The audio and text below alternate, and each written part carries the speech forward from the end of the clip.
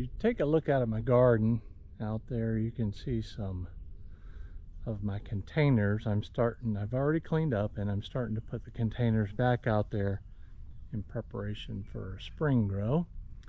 I need 160 of those. I've got 4 rows of 40. And so those containers are this right here. This is a cloth bag container, planter, whatever you want to call them. And I decided to grow on these last year, and they did pretty good. But the sun kind of deteriorated it some. I went to lift them, and a couple of these pulled out. But anyway, I've replaced those. What I'm doing this year is a little different. I don't want them to sit out there in the sun for a really long period of time and just sit there and deteriorate. So I took these bags here. This is just a kitchen, not a kitchen, but like a bathroom size trash bag, and I'm putting it over, and I'm securing it with some twine here, and I'm poking holes in the top. And so the only reason why I was doing that originally was to protect the bag from sun deterioration, to make them last longer. And this is what it looks like finished.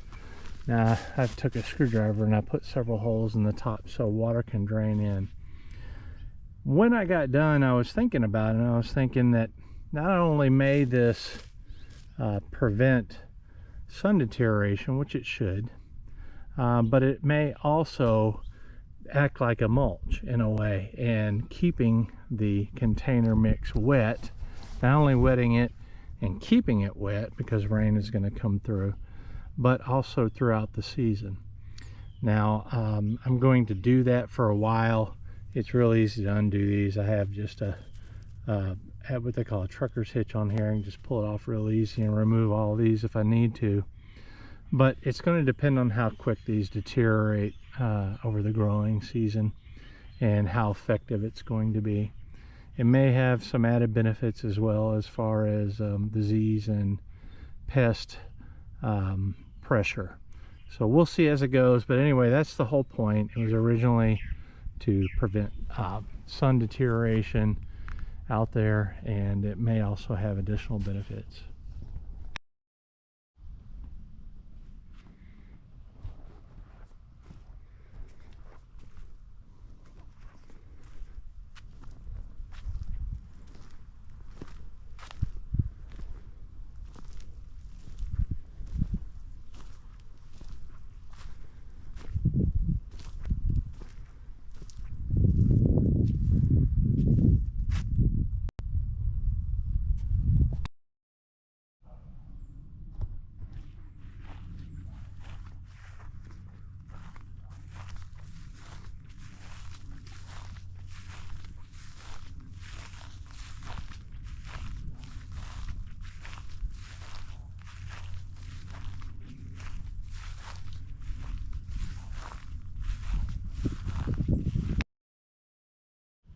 This is what's left of the age rolls, rice hulls, and I have to top up the raised beds in the raised bed garden.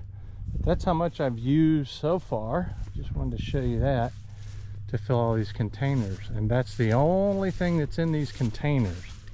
Now I'm going to use those same age rice hulls to put on top of these containers as a mulch of sorts. The plastic will also be a mulch, but yeah, the mulch will also contain some organic fertilizer, some pelletized lime, and a couple other things to make sure things are nice and smooth. I'll have to test the pots after they sit until, I don't know, beginning of April is when I'll start planting some things. Not here, tomatoes will be mid-April or so. Our last frost, I think, is 11 April, so I always give it an extra week. But those are all the pots that I've talked about in the video, which has been days ago for me, but probably minutes ago for you, or less. But that's what it's looked like in the lazy garden. This is the lazy garden, and what I mean by that is put a barrier around it, put landscape fabric down so you don't have to weed whatsoever. This is the second season, and I guess you call it landscape fabric, weed fabric, garden fabric, whatever the case is. This is DeWitt, and it's a really good one. And I think the reason why people have grass, because we have a lot of Bermuda, but I think why people have problems with grass is because it's growing through crappy barrier. But this is a really good barrier, and yes, some does come up a little bit through it, but it's real easy to just pull out real quickly. I mean, literally less than 5 minutes to do weeding, if once a week.